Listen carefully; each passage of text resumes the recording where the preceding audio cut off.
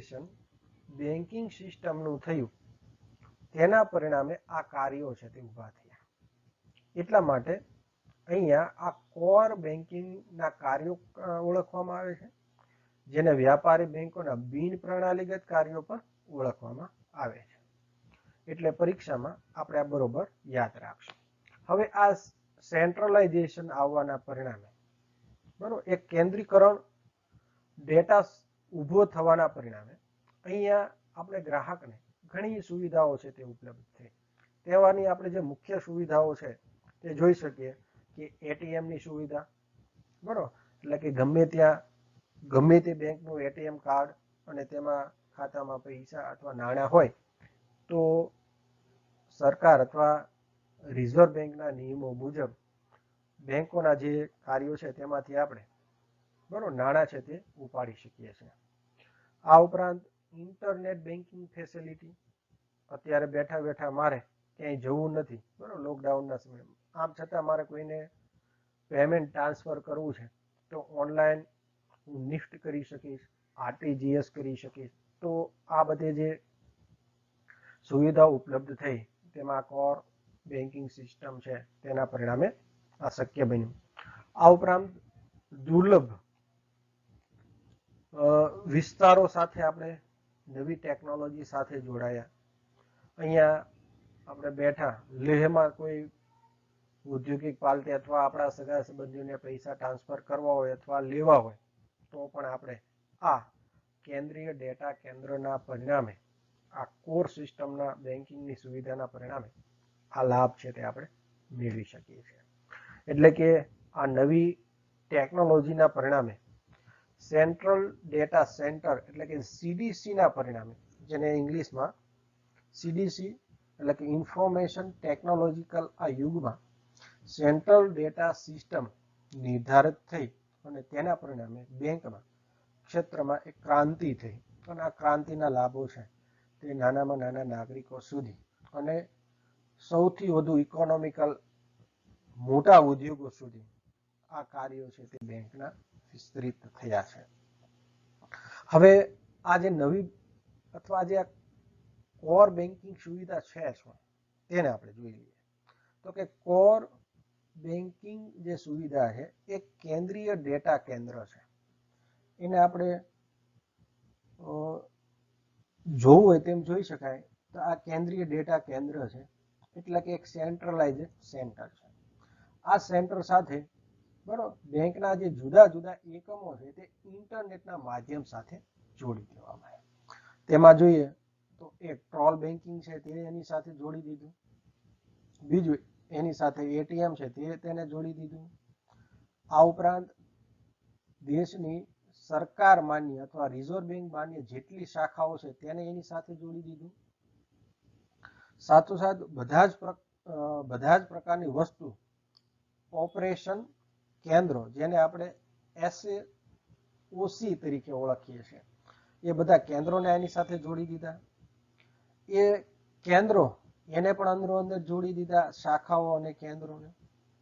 આ ઉપરાંત આ જે બધું જ માધ્યમ છે તે શક્ય શેનાથી બન્યું તો કે ઇન્ટરનેટના માધ્યમ દ્વારા એક એવું જાળું બનાવવામાં આવ્યું જેનો લાભ દરેક બેંકોને ઓટોમેટિક ઓનલાઈન તમે જેવી રજૂઆત, જેવા તમારે જે રીતનો તમે વ્યવહાર કરો આર્થિક એ વ્યવહાર છે તરત જ એ બેંકમાં નોંધાઈ જાય અને એ કેન્દ્રીય ડેટા છે તે આમને એના લાભ છે તે મળે છે. ઉદાહરણ તરીકે કહીએ કે બધી શાખાઓમાં મારી SBIમાં મારું એકાઉન્ટ છે અને મારી પાસે એટીએમ SBIનું છે.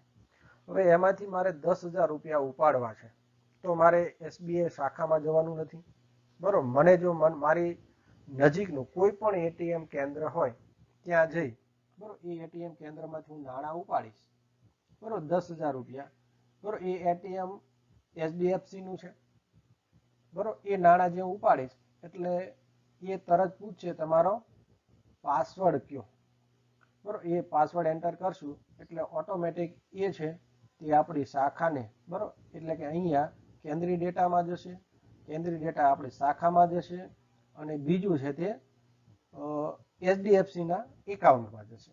એ બંનેના ડેટા સંગ્રહ કરી જો આપણા ખાતામાં જે બેલેન્સ છે તે આપણે એટીએમમાં દેખાડશે અને એમાંથી આપણે એ નાણાં છે તે ઉપાડી શકશું. તો આ જે માળખું છે તેને કેન્દ્રીય ડેટા કેન્દ્ર કહેવાય છે, જેને બેંકની કોર ફેસિલિટી તરીકે ઓળખીએ છીએ. હવે આ કોર ફેસિલિટી આવવાથી શું પરિવર્તન થયું? તો કે 24 કલાક ચાલુ રહેતું બેંકિંગ જે અઠવાડિયાના રાતોરાત દિવસ કાર્યરત થઈ ગયું. એટલે કે બેંકિંગ સુવિધા આપણે જોઈએ કે આ 11 થી 5 જે કાર્ય થતા એ કાર્ય 24 કલાક થવા માંડ્યા. તમે રાતે પણ કોઈ પાર્ટીને પેમેન્ટ ટ્રાન્સફર કરવું હોય તો કરી શકો છો. ગમે તે સ્થળેથી, એટલે કે સ્થળ બાદ નથી, તમારા પાસે કોઈ ઇન્સ્ટ્રુમેન્ટ અથવા તમારી પાસે ઇન્ટરનેટની ફેસિલિટી હોય તો તમે ગમે ત્યાંથી એક્સેસ તમે જોડાઈ શકો, બરોબર, તમે નાણાં ચૂકવી શકો અને નાણાં મેળવી શકો. નવી ડિલિવરી ચેનલો જેમ કે ATM, internet banking, phone banking ઇત્યાદિ ફેસિલિટીઓ છે તે આમાં ઉપલબ્ધ થઈ. હવે ઓનલાઈન અત્યારે મારે ટાટા સિક્યુમાંથી મારે કોઈ સાયકલ ખરીદવી છે તો આ સાયકલ લેવા માટે ટાટા સિક્યુ એક એપ્લિકેશન છે બરાબર ટાટા કંપનીની, તેમાંથી મનપસંદ પડે સાયકલ હું ખરીદીશ અને મારા પાસે રહેલું કોઈ પણ બેન્કિંગ એટીએમ દ્વારા, બરોબર, ભીમ એપ દ્વારા, નિફ્ટ દ્વારા, આરટીજીએસ દ્વારા કોઈ પણ રીતે પેમેન્ટ કરી, બરોબર, હું એ સાયકલ છે તો મારા ઘરે બેઠા મેળવી શકીશ. તો આ નવી ડિલિવરીની સિસ્ટમો છે તે કોર બેન્કિંગના પરિણામે ઊભી થઈ છે. કામગીરીમાં વિશેષ કાર્યદક્ષતા આવી, બરોબર. અહીંયા ઓનલાઈન ફ્રોડ થવાના પ્રશ્નો છે, બરોબર. ઘણી વખત એવું થતું કે કોઈ વ્યક્તિ છે તે પોતે ચેક દઈ દે પણ ચેકમાં એવું થાય કે એના એકાઉન્ટમાં પૈસા છે કે નહીં એ પાર્ટીને ખબર પડતી નથી અને ઘણી વખત ચેક આપે ત્યારે પૈસા હોય અને સામેનો વ્યક્તિ ચેક જમા કરાવવા જાય તો એકાઉન્ટ કોરું હોય, એટલે કે નાણાં ઉપાડી લીધા. તો આવા બધા જે કામગીરી છે એમાં કાર્યદક્ષતા લાવવા માટે આ કોર બેન્કિંગ સિસ્ટમ ખૂબ જ મદદરૂપ થાય છે. એમાં બેંકોના ઘણા નિયમો છે, બરોબર. તમારા એકાઉન્ટમાંથી અવૈધ સંપત્તિ અથવા ઘણી વખત કોઈ પાર્ટી તમારી જાણ કર્યા વગર, બરોબર, અધર સોર્સ જેમ કે તમારા ખાતામાંથી પૈસા ઉપાડી લે તો એના 3 દિવસમાં તમે જો બેંકને જાણ કરો તો એ આપણા જે નાણાં છે તે સુરક્ષિત રીતે પાછા લાવી આપે છે, બરોબર. તેના માટે બેન્કિંગ સિસ્ટમ છે તેમાં ઘણી સિક્યોરિટી છે, એ પ્રમાણે એનો લાભ લઈ શકીએ. આ ઉપરાંત MIS જેને આપણે મિચના નિર્ણયો તરીકે ઓળખીએ છીએ, જેના આધારે ચાલક માહિતીની પદ્ધતિઓ છે તે સશક્ત બની, એટલે કે તેના પરિણામે સરળતા છે તે નાગરિકો સુધી બેન્કિંગ સિસ્ટમની પહોંચી.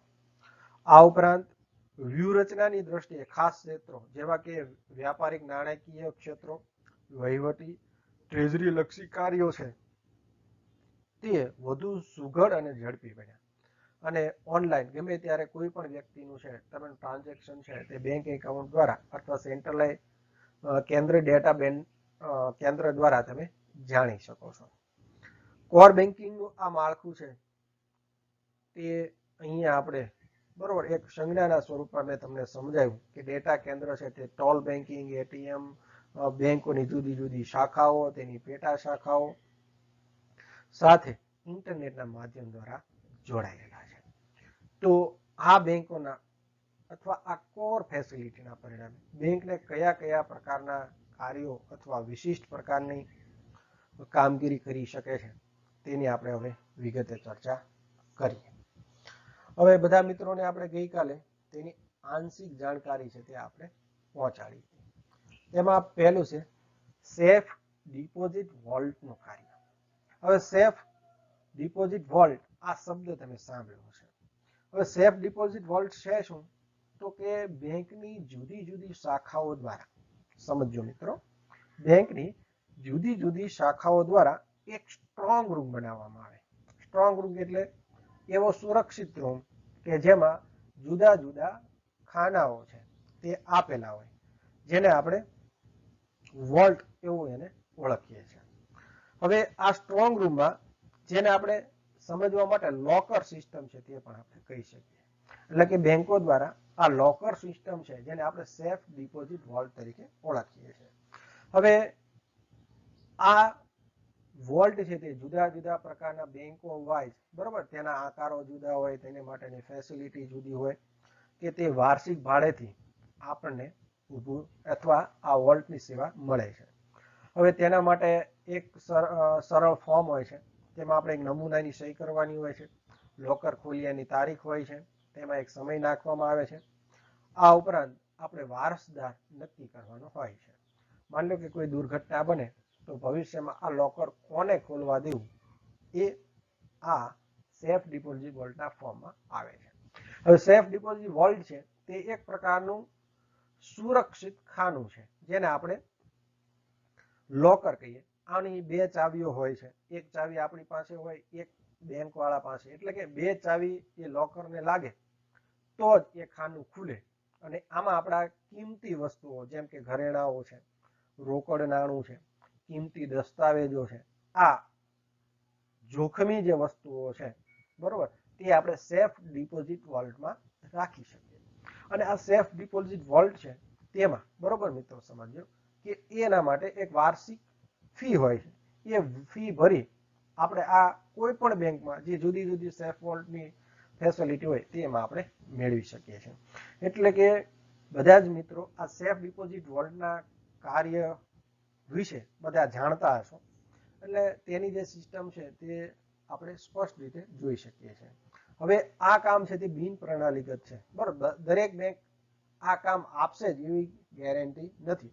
પણ જે બેંકોને વધારે પડતી આવક ઊભી કરવી છે, બરોબર, અથવા તેના ગ્રાહકોને વધુ ફેસિલિટી આપવી છે, તો એ બધી બેંકો છે તે આ સેફ ડિપોઝિટ વોલ્ટનું કામ કરે છે.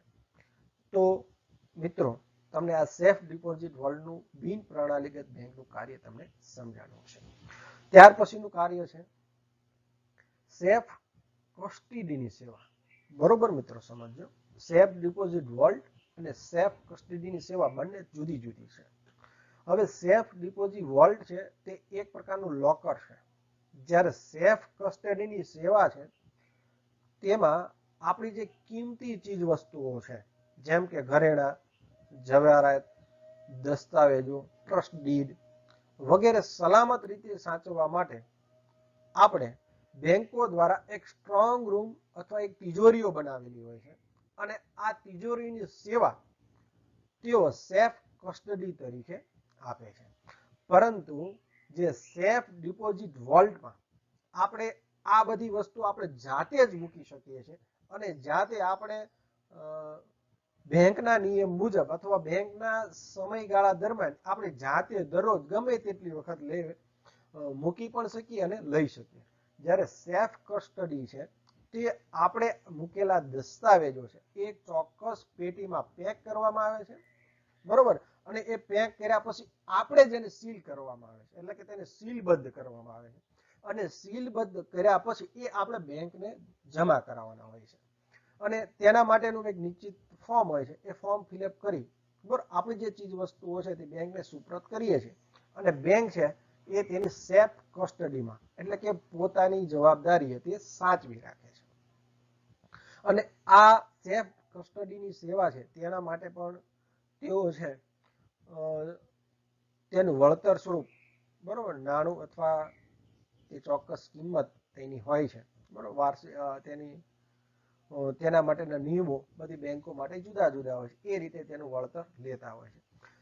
પરંતુ એક બાબત અહીંયા આપણે ધ્યાનમાં રાખવાની છે કે સેફ કસ્ટડીની જે સેવા છે ઘણી વખત, બરોબર, વ્યક્તિ છે તે જાતે એનો ઉપયોગ કરતા નથી. પરંતુ જ્યારે આપણે કોઈ ઘરેણા ઉપર લોન લઈએ છીએ, બરાબર, આપણા જે વિનિમય પત્રો છે તે વટાવીને તેના ઉપર ઓવરડ્રાફ્ટ અથવા બીજી કોઈ ફેસિલિટીનો લાભ લઈએ છીએ, ત્યારે બેંક છે તે આ સેફ કસ્ટડી દ્વારા જ્યારે તમે નાણાં પરત કરશો ત્યારે તમારા ઘરેણા અથવા તમારા જે કિંમતી દસ્તાવેજો છે તે બેંક તમને પાછા આપશે. તો બેંકો દ્વારા આ સેફ કસ્ટડીની સેવા છે તે પણ જુદી જુદી બેંકો છે તે ગ્રાહકો માટે ઉપલબ્ધ કરાવે છે. ત્રીજું મહત્વનું કાર્ય છે અન્ય સ્થળે નાણાં મોકલવાનું કાર્ય. તો કે કોર બેન્કિંગ સિસ્ટમ આવવાના પરિણામે બરોબર, એટલે કે એક દેશના જુદા જુદા અંતરિયાળ વિસ્તારો સુધી, એટલું જ નહીં વિશ્વના કોઈ પણ ખૂણામાં આપણે કોઈ પણ સમયે 24 કલાકમાં ગમે ત્યારે આપણે નાણાં છે તે મોકલી શકીએ છીએ. હવે તેના માટે જુદી જુદી પદ્ધતિઓ છે બરોબર. આપણે એટીએમ ટ્રાન્સફર કરી શકીએ બરોબર, બેંકમાં જઈ આપણે આરટીજીએસ કરી શકીએ, આપણા મોબાઈલ ફોનથી નિફ્ટ કરી શકીએ, આ ઉપરાંત એકાઉન્ટમાં ડાયરેક્ટ ટ્રાન્સફર આપી શકીએ, આ ઉપરાંત આપણા જુદા જુદા વોલેટ બરોબર, જેમ કે ગૂગલ પે, આ ઉપરાંત બેંકો દ્વારા ઉપલબ્ધ જેમ કે એસબીઆઈ છે તો યોનો એસબીઆઈ, ભીમ એપ ભારત સરકારની લોન્ચ કરેલી એપ છે, તેના દ્વારા આપણે નાણું છે તેને લિંકેડ તેની સાથે એકાઉન્ટ લિંક કરી આપણે ગમે ત્યાં આ નાણું છે તે પહોંચાડી શકીએ છીએ. એટલે કે વ્યાપારી બેંકો છે, બેંકોના ડ્રાફ્ટ, મેલ ટ્રાન્સફર એટલે કે એમટી દ્વારા કરી શકે, તેના દ્વારા બીજા સ્થળે નાણાં મોકલી આપવાનું કાર્ય કરે છે, જેને આપણે નાણાં સ્થળાંતરનું કાર્ય કહીએ છીએ. મિત્રો સમજો, ડ્રાફ્ટ એ કોઈ એક બેંક બીજી બેંક અથવા બેંકની કોઈ એક શાખા બીજી શાખા ઉપર ચૂકવવાનો લેખિત આદેશ છે. ફરી એકવાર, ડ્રાફ્ટ શું છે? એક બેંક બીજી બેંક ઉપર, એક શાખા બીજી શાખા ઉપર અથવા બીજી બેંક ઉપર ચૂકવી આપવાનો લેખિત આદેશ, જેને આપણે ડ્રાફ્ટ કહીએ છીએ. એટલે કે અહીંયા બેંકો દ્વારા નાણાં સ્થળાંતર કરવા માટે જુદા જુદા નિશ્ચિત કમિશનો હોય છે. તમે ડ્રાફ્ટ દ્વારા નાણાં ટ્રાન્સફર કરી શકો, તમે તમારી જાતે ઓનલાઈન બેન્કિંગનો ઉપયોગ કરી નાણાં ટ્રાન્સફર કરી શકો, જુદા જુદા વોલેટ દ્વારા તમે નાણાં ટ્રાન્સફર કરી શકો, બજારમાં ઉપલબ્ધ ઈ કોમર્સની જુદી જુદી સિસ્ટમો બરોબર, એમેઝોન, ફ્લિપકાર્ટ, ટાટા સીક્યુ બરોબર, હવે સેમસંગ આવે છે, પતંજલિ આવે છે ઓનલાઈન વ્યાપાર માટે ઈ કોમર્સમાં. તો આ બધી પદ્ધતિઓ દ્વારા તમે કોઈ પણ વ્યક્તિને અથવા કોઈ પણ સંસ્થાને તમે નાણાં છે તે ટ્રાન્સફર તમે કરી શકો છો. તો મિત્રો તમે અહીંયા વ્યાપારી બેંકોના આ કોઈ પણ સ્થળે બરોબર નાણાં ટ્રાન્સફર કરવાનું કામ છે, કોઈ પણ સ્થળે કોઈ પણ સમયે આપણે અત્યારે આ કોર બેન્કિંગ સિસ્ટમ દ્વારા આપણે નાણાં છે ટ્રાન્સફર કરી શકીએ છીએ. હવે થોડીક મારે મેલ ટ્રાન્સફર વિશે તમને માહિતી આપવી છે. હવે આ આધુનિક યુગમાં ઘણી વખત તમને એવું થાય કે આપણે આ એકે ઝંઝટમાં પડવું નથી અને આપણે એક સુરક્ષિત એક સ્થળેથી બીજા સ્થળે નાણાં ટ્રાન્સફર કરવા છે. તો એના ટ્રાન્સફર કરવા માટે એમટી એક મેલ ટ્રાન્સફરની પણ સુવિધા છે, જે તમારા કદાચ ધ્યાનમાં નહીં આવ્યું. હવે આમાં આપણા બેન્કર ઉપર એટલે કે આપણા બેંકના મેનેજર ઉપર આપણે જે દર્શાવેલું મેલ આઈડી છે તેમાંથી આપણે તેને મેલ કરી શકીએ અને તેમાં જાણકારી આપેલી હોય તે એકાઉન્ટમાં બરોબર આપણે નાણાં ટ્રાન્સફર કરવાનો તેને આદેશ કરી શકીએ અને એના ઉપર એક ચોક્કસ વળતર લઈ તે નાણાં ટ્રાન્સફર બરોબર મેનેજર છે એ બેન્કર છે તે આપણે કરી આપે છે. એટલે કે તેમાં ધ્યાનમાં રાખવાની બાબતો બરોબર, એક ચોક્કસ નામ તેનું વ્યવસ્થિત, જેનું એકાઉન્ટ સામેના વ્યક્તિનું હોય તે હોવું જોઈએ, તેનો ખાતા નંબર, તેનો આઈએફસી કોડ, એટલે કે માની લો કે બીજી બેંકમાં તમે જમા કરાવવા માંગતા હોય તો આ એની બેઝિક બાબતો છે તે આપણે મોકલવી જોઈએ. તો તેનાથી આપણે એમટી મેલ ટ્રાન્સફર પણ આપણે કરી શકીએ છીએ. ઘણી બેન્કિંગ સેવાઓ ફોન ટ્રાન્સફર પણ આપે છે. એટલે બજારમાં આપણે જોઈએ છે કે બજારમાં ઘણા હવાલાના પૈસાઓ છે બરોબર મિત્રો, સમજો કે એ જે ટ્રાન્સફર થાય છે તે ફોન ટ્રાન્સફરથી થતા હોય છે. હવે તેના માટે આપણે બજારમાં ઘણી બરોબર માત્ર આ કિંમતી ચીજ વસ્તુની હેરાફેરી કરતી સંસ્થાઓ છે, તેનું તમને નામ યાદ હશે. આમ તો તે વ્યક્તિ સ્થળે જુદા જુદી રીતે કામ કરતી હોય, તેમાં જે આપણા સૌરાષ્ટ્રમાં બરોબર હીરા ઉદ્યોગ જે વિકસેલો છે તેનો મેક્સિમમ એ ઉપયોગ કરે છે. આ ઉપરાંત જે મોટા ધંધાદારીઓ છે તે આ સુવિધાનો છે તે વધારે ઉપયોગ કરતા હોય છે. તો અહીંયા મિત્રો બેંકની જે કોર સિસ્ટમ છે બરોબર તે આપણે ત્રીજું કાર્ય કોઈ પણ સ્થળે છે નાણાં ઝડપથી પહોંચાડી શકીએ છીએ. ત્યાર પછીનું ચોથું કાર્ય છે સાખપત્રો, પ્રવાસી ચેક વગેરે લખી આપવાનું કાર્ય. અહીંયા એક સમજવા જેવું છે કે વ્યાપારી બેંકો છે તે પોતાના ગ્રાહકોને સાખપત્રો, સાખ પરિપત્રો, ભલામણ પરિપત્ર અને પ્રવાસી ચેક લખી આપે છે. હવે સાખપત્ર છે શું? તો કે સાખપત્ર એ કોઈ એક બેંક અન્ય સ્થળે આવેલી વિદેશી બેંકો અથવા અન્ય શાખાઓ પોતાના પ્રતિનિધિ બેંક પર લખેલો એક વિનંતી પત્ર છે. શું છે મિત્રો? બરોબર સમજો. સાખપત્ર કોઈ એક બેંક અન્ય સ્થળે આવેલી એટલે કે તેનાથી જુદા સ્થળ ઉપર રહેલી વિદેશી બેંકો કે અન્ય બેંકની શાખાઓ ઉપર પોતાની પ્રતિનિધિ બેંક તરીકે એક વિનંતી પત્ર છે જેને આપણે સાખપત્ર કહીએ છીએ. હવે આ સાખપત્રો છે તેના બે પ્રકાર છે, પ્રવાસીઓ માટેના સાખ પરિપત્રો અને બીજું બાંહેધરી પર આધારિત સાખ પરિપત્રો. હવે બેંક દ્વારા આ ફેસિલિટી છે તેના ઉપર ચોક્કસ વળતર લેતી હોય છે. અહીંયા બેંકની ગ્રાહકની સુવિધાઓ માટે જ્યારે ગ્રાહક વિદેશ ગમન કરે અથવા વિદેશ જાય ત્યારે પોતાની બેંક દ્વારા ત્યાં એ શાખા ન હોય, ઉદાહરણ તરીકે એસબીઆઈ બેંક છે, મારે દુબઈ જવું છે, એ દુબઈ છે તે એસબીઆઈ બેંકની શાખા ન હોય તો મારે ત્યાં નાણાં કઈ રીતે મેળવવા, તો તેની ફેસિલિટી છે તે આ રીતે આપણે મેળવી શકીએ કે અહીંયા છે જે બેંક છે તે સાખપત્ર લખી દે અથવા પ્રવાસી ચેકો લખી દે અને તે આપણે ત્યાં જઈએ આપણે અન્ય બેંકો છે તેમાંથી એ પૈસા છે તે આપણે મેળવી શકીએ. એ જ રીતે ચૂકવવી પણ શકીએ. તો બજારમાં આ બેંકો દ્વારા અથવા બેંક તરફથી આ વધારાની સેવાઓ છે તે આપવામાં આવે છે. એટલે કે અહીંયા બેંક છે તેની ઘણી વખત સરળતા ખાતર વ્યક્તિગત ઓળખ કાર્ડ પણ આપે છે. ઘણી વખત સહીના નમૂના લઈને પણ આ કાર્ય કરવામાં આવે છે કે અહીંયા બેંક છે જે સહીનો નમૂનો આપે ત્યાં જે એ સહીનો નમૂનો કરો તો જ તમને નાણાં તમને આપે. એટલે કે સાખપત્રો, પ્રવાસી ચેકો વગેરે એની કામગીરી છે તે બેંકો દ્વારા થાય છે. ઘણી વખત ભલામણ પરિપત્ર પણ કરવામાં આવે છે. હવે એ કયું એ શું છે સમજીએ. ભલામણ પત્ર છે એ દેશની બેંક લખી આપે છે તે દેશનું ચલણમાં મેળવવા માટે. હવે ભલામણ પત્રમાં એવું થાય કે મેં અહીંયા બેંકમાં રૂપિયા છે તે જમા કરાવ્યા છે, પરંતુ હું દુબઈ જાઉં ત્યાં મારે ડોલરમાં ખરીદી કરવી છે, બરોબર, તો અહીંયા હું રૂપિયા જમા કરાવું જે વર્તમાન વિનિમય દર હોય તે પ્રમાણે તે બેંકમાં અહીંની બેંક ભલામણ પત્ર લખી આપશે કે 100 એટલે કે આ વ્યક્તિને તમે બરોબર તેના ખાતામાં અમારી બેંકમાં આટલા પૈસા જમા પડ્યા છે તો તમે એને ડોલરમાં કન્વર્ટ કરી તમે ચૂકવજો. તો આ રીતે ભલામણ પત્ર છે એક નિશ્ચિત રકમનો હોય છે. તેની પાછળ પ્રતિનિધિની જરૂરી સૂચનાઓ છે તે પણ નું પાલન કરવાનું હોય છે. અને શું કામ એ ડોલર કન્વર્ઝન કરાવો છો તેના માટેના જે ફોર્મ છે તે આપણે અહીંયા બેંકમાં જમા કરાવવાના હોય છે.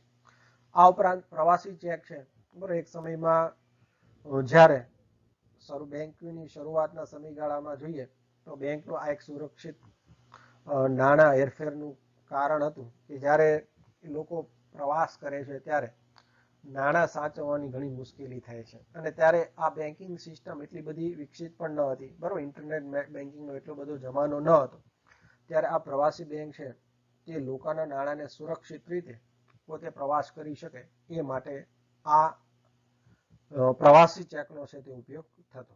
હવે પ્રવાસી ચેક સામાન્ય રીતે એક નિશ્ચિત રકમના વ્યક્તિ જ્યાં ફરવા જવા માંગતો હોય અને ત્યાં જે પૈસાની જરૂરિયાત ઊભી થાય તે પ્રમાણે એ સ્થળો ઉપર બરોબર એ ચેક લખી આપે છે. અહીંયા બેન્કર દ્વારા એટલે કે તેની જે મૂળ બેંક જ્યાં તે રહે છે ત્યાં એ બેંક છે આ પ્રવાસી ચેક છે તેનું વિતરણ કરે છે તેમાં જે સહીનો નમૂનો છે તે લઈ એ જુદી જુદી શાખામાં ત્યાં જેને પૈસાની જરૂરિયાત પડવાની છે ત્યાં તે મોકલી આપે છે. એટલે કે આ ચેકમાં જે સિગ્નેચર છે ત્યાં જઈને એ ચેક સિગ્નેચર કરી તેની બેન્કરની હાજરીમાં સિગ્નેચર કરી આપશે તો એટલા રોકડ નાણાં છે તેને ઉપલબ્ધ થશે. તો અહીંયા પ્રવાસી ચેક દ્વારા બરોબર બેંકોનું એક આગવું કાર્ય રહ્યું છે. તે લોકોના નાણાં સુરક્ષિત રાખવા માટે ગ્રાહકને જરૂરિયાત મુજબ નાણાં ઉપલબ્ધ થાય એટલે કે નાણાંના જોખમો વ્યક્તિગત જોખમ ન બને એ રીતે છે વ્યક્તિ છે તે પ્રવાસી ચેકનો ઉપયોગ કરતા હોય છે. ત્યાર પછી બેંકનું મહત્વનું બિન પ્રણાલીગત કાર્ય છે કે વિદેશી હુંડિયામણ સંબંધી વ્યવહારો કરવા. આપણે બધા સમજીએ છીએ કે વિશ્વ છે બરોબર એક હવે કુટુંબની ભાવનામાં કાર્યરત છે. ઘણા વ્યક્તિઓ છે વિદેશમાંથી વસ્તુઓ છે તે વેચે છે. ઘણી કંપનીઓ અને વ્યક્તિઓ છે વિદેશમાંથી વસ્તુ ખરીદે છે. હવે જ્યારે વિદેશ સાથે તમે આર્થિક વ્યવહારો કરો છો ત્યારે આપણી સમક્ષ એક પ્રશ્ન ઉભો થાય છે કે વિદેશી હુંડિયામણ હું ચાઇના અથવા ચીન સાથે વ્યાપાર કરું, પાકિસ્તાન સાથે વ્યાપાર કરું, નેપાળ સાથે વ્યાપાર કરું, અમેરિકા સાથે, બ્રાઝિલ સાથે, તો આ દરેક દેશોમાં પોતાના જુદા જુદા ચલણો છે. હવે આ જુદા જુદા ચલણો સંબંધી જ્યારે વ્યવહારો કરવાના થાય છે ત્યારે આ વિદેશી હુંડિયામણની સ્થિતિ ઊભી થાય છે. હવે ભારતીય બેંકો છે આ વિદેશી હુંડિયામણ સંબંધી વ્યવહારો છે તે સરળતાથી બરાબર રિઝર્વ બેંકે સૂચવેલી બેંકોમાંથી આપણે વિદેશી હુંડિયામણના કાર્યો છે તે કરી શકીએ છીએ.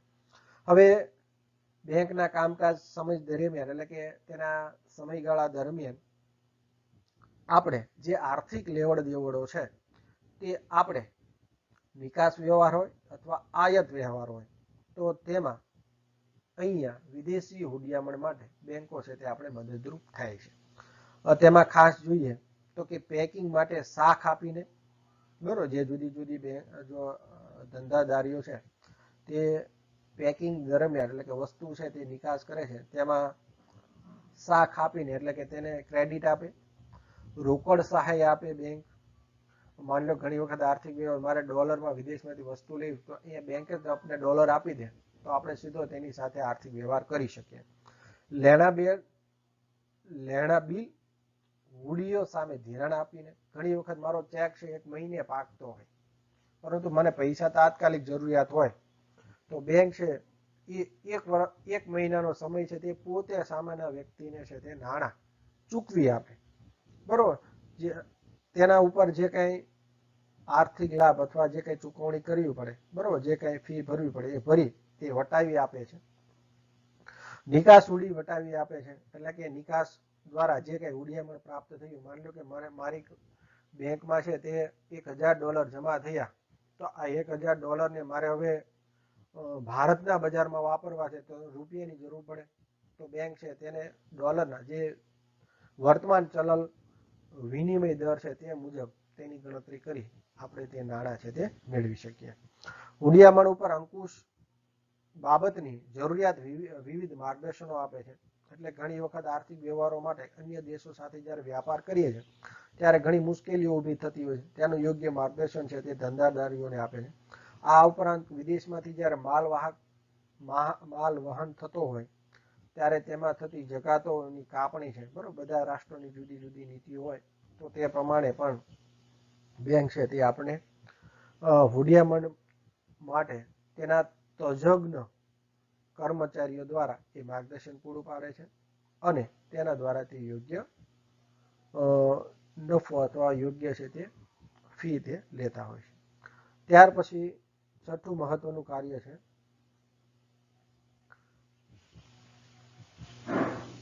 ગ્રાહકોના રેફરી તરીકેનું કાર્ય. હવે અહીંયા ઘણા આર્થિક વ્યવહારો માટે ઘણી બેંકો છે તેમના તજજ્ઞો એટલે કે ઉદ્યોગના અથવા બજારના તજજ્ઞ વ્યક્તિઓ છે તેને એપોઇન્ટમેન્ટ કર્યા હોય છે અને તેના દ્વારા ગ્રાહકોને એટલે કે તેના ગ્રાહકો ઘણી કંપનીઓ હોય ઘણા વ્યક્તિગત ઉદ્યોગપતિઓ હોય તો તેને આ આર્થિક પરિસ્થિતિનો તાગ મેળવવા માટે બરાબર તે જે ઈચ્છે એ પ્રકારની માહિતી પૂરવા માટે ગ્રાહકના રેફરી તરીકે બેંક છે તે કાર્ય કરે છે.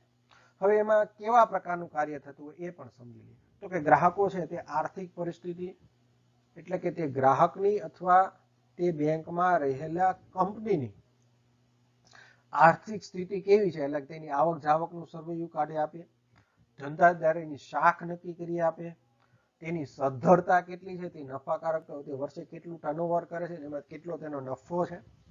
આ ઉપરાંત બેંકો એ સેવા અને એ ધંધા ઉદ્યોગના વિકાસ માટે અગત્યનો ભાગ છે તે ભજવે છે અને તેના માટે તજજ્ઞ વ્યક્તિઓ દ્વારા એનું મૂલ્યાંકન કરે છે અને તેની માહિતી છે તે ગ્રાહક અથવા ઉદ્યોગોને તે પહોંચાડે છે.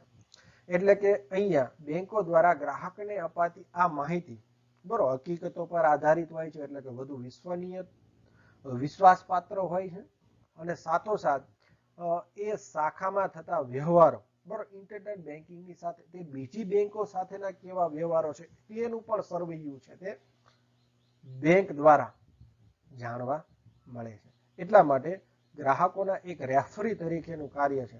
રેફરી એટલે અમ્પાયર બરોબર, જેને આપણે એમ કહીએ કે તેના માટેના જે નિયમો અથવા તેના વિકાસના કાર્યો છે તે આ બેંકો દ્વારા થતા હોય છે. તો અહીંયા ગ્રાહકના બેંક રેફરી તરીકે પણ છે તે કાર્ય કરે છે. સાતમું છે અંડર રાઇટિંગનું કાર્ય. હવે વ્યાપારી બેંકો છે તે સરકારી તથા અર્ધ સરકારી સંસ્થાઓ તેમજ સંયુક્ત મૂડી જોઈન્ટ સ્ટોક કંપનીઓના લોનો અંગેનું અંડર રાઇટિંગનું કામ કરે છે. અંડર રાઇટિંગ એટલે શું? તો કે તેના કંપનીઓ વતી બેંક છે તેને એ બધી ફેસિલિટી પૂરી પાડે કે જ્યાં ક્યાંથી કેટલી લોન લીધેલી છે, આ લોનનું વ્યાજ કેટલું થાય છે, તેના હપ્તાઓ કેટલા તમે ભર્યા, આ બધું જ આર્થિક સર્વેયું છે તે બેંક કરી આપે, જેને આપણે અંડર રાઇટિંગનું કામ કહીએ છીએ. હવે બેંક દ્વારા આ જે મલ્ટીનેશનલ કંપનીઓ છે, દેશની નાની નાની કંપનીઓ છે, એ જ્યારે આર્થિક લાભ અથવા બેંકો દ્વારા મેળવેલી લોનો છે તેની ચૂકવણી કરવા માટે અને નવી લોનો ક્યાંથી પ્રાપ્ત થાય એ બધી માહિતી છે તે અંડર રાઇટિંગ કામના કાર્ય દ્વારા થતું હોય છે. હવે તેમાં બેન્કર છે તે જુદી જુદી જાહેર ઉપયોગિતાઓ, ભારતમાં વ્યાપારી બેંકોની સ્થાનિક સ્વરાજ્યની સંસ્થાઓ, કોઓપરેશનો, કંપનીઓ વગેરેને આ સેવાઓ છે તે પૂરી પાડે છે.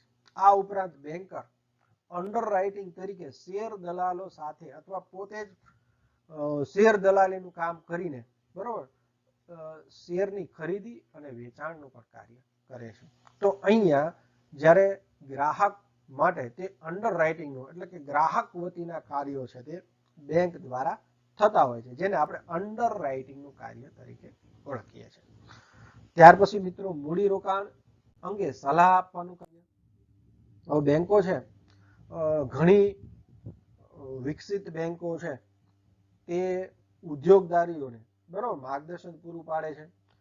તેના માટે તમે કયા ક્ષેત્રમાં મૂડી રોકાણ કરવું, જેમ કે શેર માર્કેટની વાત કરીએ તો કયા મ્યુચ્યુઅલ ફંડો ભવિષ્યમાં છે તે સૌથી વધુ બરોબર ડિવિડન્ડ મેળવી શકશે અથવા નાણાકીય લાભ મેળવી શકશે, તો આ કામ છે તે બેંક છે તે આપણે માર્ગદર્શન આપે. તમે ઓનલાઈન બરોબર ઘણી ઈ કોમર્સ સેવાઓ છે તમે જોવો છો, ઉદાહરણ તરીકે policybazaar.com બહુ જાહેરાત તમે જોવો છો તેમાં આવે છે અક્ષય કુમારની. શું છે policybazaar.com? તો કે બજારમાં જુદી જુદી ઇન્સ્યોરન્સ કંપનીઓ બધી જ પ્રકારની પોલિસીઓ છે તેની સાથે એનો ટાઈપ છે. હવે તમારે જ્યારે કોઈ પોલિસી લેવી હોય તો વ્યક્તિગત તમે કોઈ સેન્ટર ઉપર જશો તો તેમાં જે આખી ચેનલ છે દલાલ ઉપર મોનિટરિંગ કરતી સંસ્થાઓ બધાનું કમિશન લાગશે. જ્યારે તમે ઓનલાઈન છે તે ડાયરેક્ટ કંપનીના ડાયરેક્ટ ટાઈપ હોવાના પરિણામે આ વચલો જેટલો કમિશનનો નફો છે તેના કરતા 50% અથવા તે નિયમ મુજબ તે કમિશન લઈ તમને ઓછા નાણાંએ તમને એ સેવા ઉપલબ્ધ કરાવે છે. તો કે આવી જ્યારે સલાહ કોઈ મૂડીરોકાણ માટે બરોબર ઉદ્યોગપતિઓ માટે એક મહત્વનો રોલ છે તે અદા કરે છે. એટલે કે બેંક દ્વારા હેલ્થ ઇન્સ્યોરન્સ, વીમા માટે, મ્યુચ્યુઅલ ફંડ માટે, શેરોની ખરીદી લે વેચ માટે, એ ઉપરાંત ઘણી બેંકો તો અત્યારે ભવિષ્યમાં કયા ઉદ્યોગ ક્ષેત્રનો વિકાસ થશે એવા પણ માર્ગદર્શનો આપે છે. માની લો કે કોઈ ગોદરેજ કંપની ચલાવતું ગ્રુપ છે, બરોબર, તો તેને કહે છે કે ભવિષ્યમાં તમારે કરિયાણાના ક્ષેત્રમાં વિકાસ એટલે કે જે મોલ કલ્ચર છે તે વિકસિત થશે, તો તેના માટે માર્ગદર્શન આપે, લોન આપે. તો આ બધી ફેસિલિટીઓ છે તે બેંક દ્વારા સલાહ આપવાનું કાર્ય મૂડીરોકાણના ક્ષેત્રે તે પણ તેના તજજ્ઞો દ્વારા તે ઉપલબ્ધ કરાવે છે. આ ઉપરાંત બેંકો દ્વારા ગેરંટી આપવાનું કાર્ય આપે છે. ગેરંટી કોને કહી શકાય? બરોબર મિત્રો સમજો, જ્યારે બે પક્ષો વિનિમય કરતા હોય, ઉદાહરણ તરીકે સમજીએ કે મારે એક વિદેશી સંસ્થા છે તેની સાથે મારે સૌ પ્રથમ વ્યાપાર કરવો છે, તો બંને પાર્ટીઓ છે તે અજાણ છે, ખાલી તેની પાસે વ્યવહારિક વાતો થઈ પણ તે કેટલી સદ્ધર છે કેટલી ફ્રોડ છે તે ખબર નથી. તો આવા સમયગાળા દરમિયાન બેંક છે તે મધ્યસ્થી કરે છે. ઉદાહરણ તરીકે હું અમેરિકામાં કોઈ વસ્તુ ખરીદું કોઈ કંપની પાસે, તો બેંક એવું કહે કે હું 100 વ્યક્તિ અથવા 100 કંપનીનો ગેરંટી આપું છું કે તમે એને માલ પહોંચાડો, પેમેન્ટ છે એ મારે આપવાની જવાબદારી. તેની થોડીક ટર્મ કન્ડિશન હોય છે કે માલ જમા થાય, કેટલો માલ જાય છે, તેની ગુણવત્તા કેટલી છે, જે ચોકસાઈ પણ માપી પછી તે નાણું છે તે ચૂકવાય. એટલે કે આર્થિક વ્યવહાર કરવા માટે બેંક છે તે ગ્રાહક વતી, બરોબર, શું કામ કરે છે? તો કે ગ્રાહક વતી તે લોકોને ગેરંટી આપવાનું કાર્ય છે તે પણ કરે છે.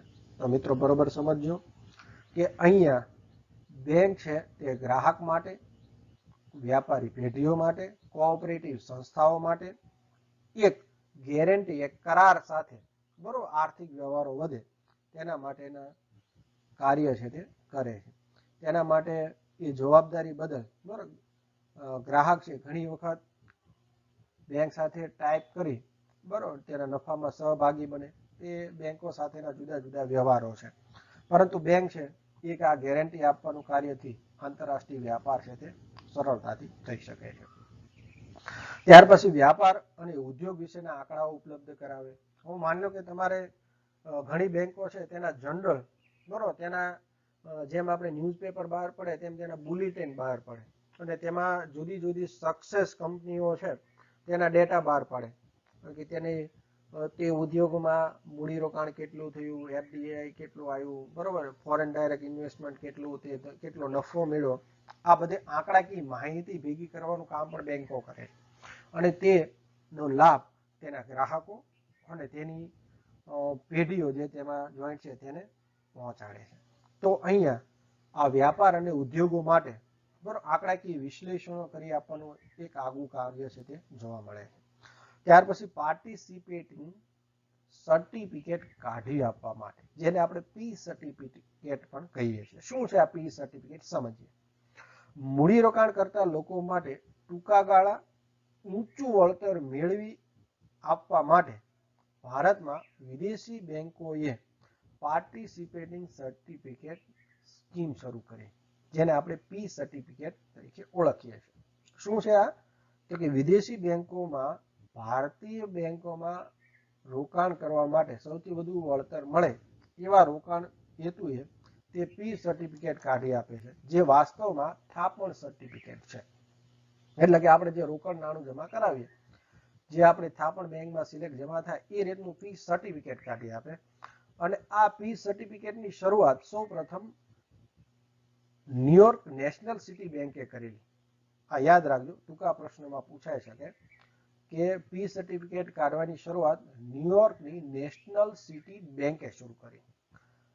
આ પી સર્ટિફિકેટ કાઢતી અત્યારની જે બેંકો છે તેમાં national city bank, American express વગેરે બેંકો છે તે પી સર્ટિફિકેટ કાઢી આપે છે કે જે સૌથી વધુ વળતર આપતી હોય બેંકો તેના થાપણો છે તે જમા કરાવવાનું કાર્ય.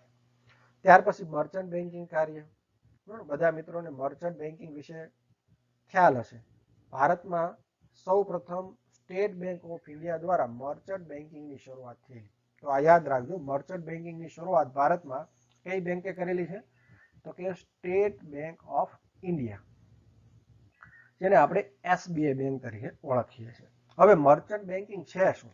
તો કે મર્ચન્ટ બેન્કિંગમાં વ્યાપારી પેઢીઓ અને ઔદ્યોગિક પેઢીઓને બેન્કિંગ સિવાયની જે સુવિધાઓ આપવામાં આવે એવી કામગીરીનો સમાવેશ થાય છે. ફરી એકવાર સમજો, મર્ચન્ટ બેન્કિંગ વ્યાપારી પેઢીઓ અને ઔદ્યોગિક પેઢીઓને બેન્કિંગ સિવાયની એટલે કે નાણાં વ્યવહાર સિવાયની જે ફેસિલિટીઓ આપે તેને મર્ચન્ટ બેન્કિંગ કહેવાય. હવે મર્ચન્ટ બેન્કિંગના સંદર્ભમાં બરાબર નવા ઔદ્યોગિક સાહસો માટે પ્રેરણા પૂરી પાડે કે કયા ક્ષેત્રોમાં સૌથી વધુ મૂડીરોકાણ છે તે લાભદાયી નીવડે, પોતાના પ્લાન્ટમાં વિસ્તરણનું કાર્ય કરાવે. માનો કે પ્રોડક્શન છે તે ઉત્પાદન વિશ્વના જુદા જુદા બજારોમાં પણ હોય તો તેને વધુ પ્રોડક્શન થાય તેના માટે યંત્રોની વસાવવા માટે લોન પૂરી પાડે અને તેની માહિતી પૂરી પાડે. ઉત્પાદનમાં વસ્તુનું વિવિધીકરણ લાવે. બરોબર, આપણે જોઈએ કે ટાટાની કંપની છે 73 મલ્ટીનેશનલ, આમ તો 73 તેના ભાગ છે જુદા જુદા, જેમ કે ટાટા મોટર, ટાટા ઇન્સ્યોરન્સ, બરોબર, ટાટા પછી આપણે ઓટોમોબાઈલ, આ બધી એવી 72 કંપનીઓ ચલાવે છે. તો કે નવા કયા ક્ષેત્રોમાં રોકાણ કરવાથી મૂડી લાભ થશે તો એની મોજણી દ્વારા જાણકારી કરી આ મર્ચન્ટ બેંક ફેસિલિટી પૂરી પાડે છે. એટલે કે પ્લાન્ટમાં આર્થિક કદ, યંત્રોના કદ વગેરે બાબતો છે એ તેને માહિતી પૂરી પાડવામાં આવે છે. આ ઉપરાંત વિદેશી હુંડિયામણના સ્ત્રોતો છે તેની માહિતી પૂરી પાડવામાં આવે છે. આ ઉપરાંત એટલે ટૂંકમાં બેંકમાં જે કાર્યો કરતા જે વિશિષ્ટ કામગીરી ઉદ્યોગ ધંધાઓને આપે તેને આપણે મર્ચન્ટ બેન્કિંગ કહીએ. આ ઉપરાંત મોબાઈલ બેન્કિંગ સિસ્ટમ, બરોબર, અત્યારે સૌથી વધુ મોબાઈલ બેન્કિંગ સિસ્ટમ આમ તો ઘણી બેંકો કરે છે, પણ તમે આ નાણાં માટે તમે એક સરકારી જાહેરાત જોતા હશો, બરોબર, કે પોસ્ટ બેંક દ્વારા તમને આ લાભ આપવામાં આવે છે.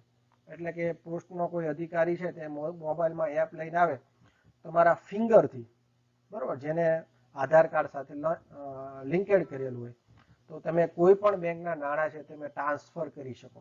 જેને મોબાઈલ ઘરે આવીને જે સુવિધા આપે તેને મોબાઈલ બેન્કિંગ કહેવાય. એટલે કે મોબાઈલ બેંક છે એટલે ફરતી બેંક છે. હવે આની જે શરૂઆત છે તે ભારતમાં પતિયાળા બેંક છે, પતિયાળા બેંક ઓફ પતિયાળા, બરોબર, પંજાબમાં છે. તો એની શાખાઓએ શરૂ કરેલી. તે તેના ગ્રાહકોને એક રૂટ નક્કી કરેલો કે જુદા જુદા વિસ્તારના ગામડાઓ સુધી તેનો લાભ આપી, બરોબર, તો તેમાં બચતો પણ એકત્રિત થાય અને એ બચતોનું મૂડી રોકાણ માટે પણ લોનની ફેસિલિટી પણ આપવામાં આવે. તો અહીંયા આ મોબાઈલ બેન્કિંગ ફેસિલિટી છે, બરોબર, તે ગામડાઓના અંતરિયાળ ગામડાઓની બચતો એકત્રિત કરવા માટે અને અંતરિયાળ ગામડાઓમાં નાના પાયાના ઉદ્યોગોને રોકાણ માટે નવી સ્કીમો આપે એટલે કે લોન આપવાનું કાર્ય છે તે પણ આ મોબાઈલ બેન્કિંગ દ્વારા શક્ય બન્યું. ત્યાર પછી ટેલર સિસ્ટમ. ટેલર સિસ્ટમ શું છે તો કે ચેકની રોકડ કરવાની ચૂકવણી, તમે ચેક રજૂ કરો તમને રોકડા તરત જ આપી દે. તો કે આ ફેસિલિટી જેને ટેલર પદ્ધતિ કહેવાય છે. આ ટેલર પદ્ધતિ પસંદ થયેલા શહેરોમાં જુદી જુદી બેંકો દ્વારા આપવામાં આવે છે.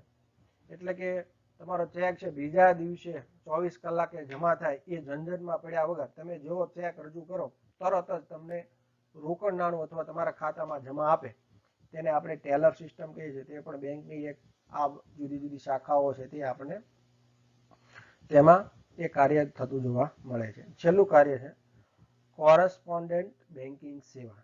હવે આ કોરસ્પોન્ડન્ટ બેન્કિંગ સેવા શું છે તો કે જેમાં વ્યક્તિ એ પોતે બેંકના પોતાના કામ માટે રૂબરૂ આવવાની જરૂરિયાત હોતી નથી. એટલે કે 24 કલાક તે એટીએમના માધ્યમ દ્વારા, ઇન્ટરનેટના બેન્કિંગના દ્વારા તે અથવા internet online banking, anywhere banking વગેરે ફેસિલિટી દ્વારા, બરોબર, તે ઓટોમેટિક ટેલર એટલે કે એટીએમનો ઉપયોગ કરી તે ગ્રાહકો સુધી, માન લો કે મારે કોઈ વ્યક્તિને નાણાં ટ્રાન્સફર કરવા છે, મારે બેંકે નથી જવું પણ મારી ઘરની નજીક એટીએમ છે તો હું એટીએમના કાર્ડ દ્વારા, બરોબર, મારે જે વ્યક્તિને નાણાં ટ્રાન્સફર કરવા હું એટીએમ થી કરી આપીશ. તો આના માટે કોરસ્પોન્ડન્ટ બેન્કિંગ સેવા કહેવામાં